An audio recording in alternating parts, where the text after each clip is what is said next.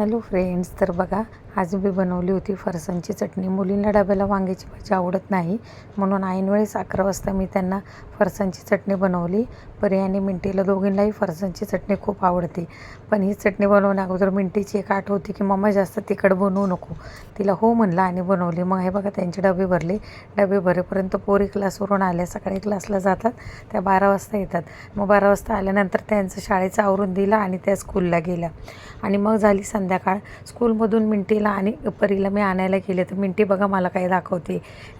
ही रोज पाणी घेऊन जाते आणि पाणीच पित नाही आणि शूला पण जात नाही जास्त वेळा.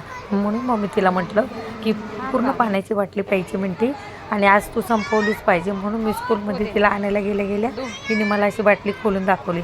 आणि मग इथं तिला सापडला सोप पेपर. मग आता मला हात धुवू दे. ही स्कूलची पाण्याची टाकी आहे आणि मिंटीला सारखा हात धुवायला खूप आवडतं. तिला साबणाबरोबर खेळायला, हात धुवायला, म्हणजे स्वच्छतेची तिला खूप सवय आहे. आणि असा सोप पेपर घेतला आणि त्या हातावर घेऊन घासत होती, पण काय त्याचा फेसच झाला नाही. मग शेवटी तिला म्हणलं, अगं बाई आता बस, चल आता आपल्याला घरी जायचं आहे. मग इथं आम्ही बघत होतो आमच्या दीदीची वाट, परी दीदीची वाट, आणि ही आली. ती आल्यानंतर घेऊन घरी आली. आणि बघा आमचा तेज आमचे डॅडी आले आणि डॅडीने आणला होता केक.